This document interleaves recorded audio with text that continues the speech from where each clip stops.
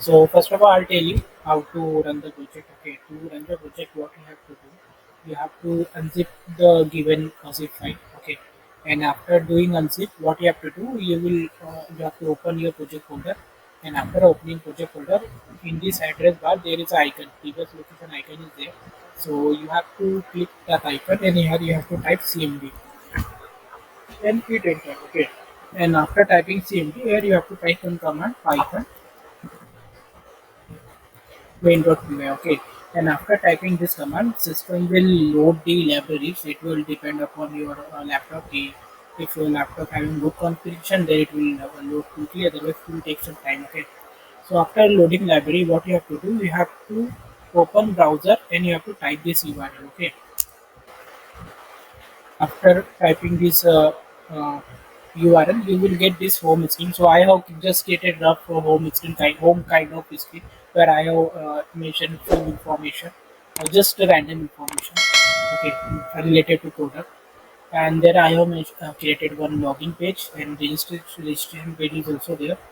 Okay, so you can do registration as well as login. Okay, so as of now I have already account is there, so I will do login. If you enter wrong either username or password, then it will show you validation. Otherwise, if you have enter correct ID password, then it will give you login page, home page, dashboard homepage. Okay, so here is this home screen, and let's go to the dashboard. So in the dashboard, here is the information which you have to provide for forecasting or making the future prediction of sales. Okay, so first we have to select the years. Okay, so whatever data set we have used it having data sets of these for 5 years. Okay, so let's suppose select 2017, and here you have to select the store ID. I have there was 10 stores was there in our data set. So let me select the 6. Okay, and then you have to select product ID. So there are 50 products in our data set. Then you have to select a product ID. Okay, and then you have to mention number of forecasting days.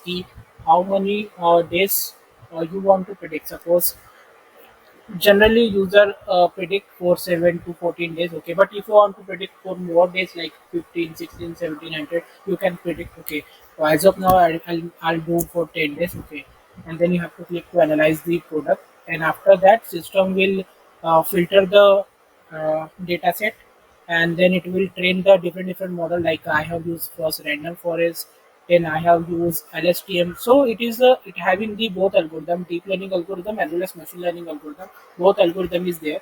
Okay, then it will train linear regression model. Okay, and all the algorithm are having different accuracy. Okay, so as you can see, we have selected 6 store ID and 32 product ID. Okay, and we have mentioned key we want 10 days prediction. So this is the general trend of a particular sale, a particular item of that particular stock, not store.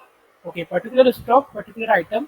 This is the trend for 1 year. Okay, the year which we have selected, and this is the random forest accuracy where it is showing the actual price. Not sorry, not price. It will.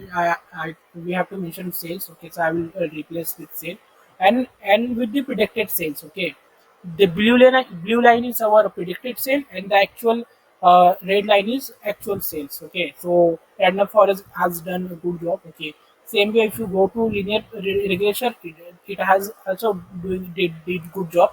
But in terms of LSTM, it does not have done good job, right?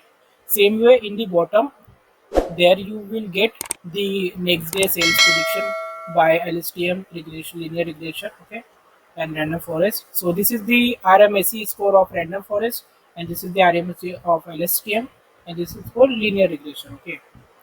And in the bottom here you will get the 10 days predicted graph, okay, and in the right side you will get the uh, result key for next 10 day, like the day after date first day will be a 35 sale, like that. Okay, so this way the system is working. Okay, and if you go to this notebook folder, there is one notebook where I have, this is the rough data or kind of the testing data which I have used for implementing the algorithms. Okay, so that is not useful.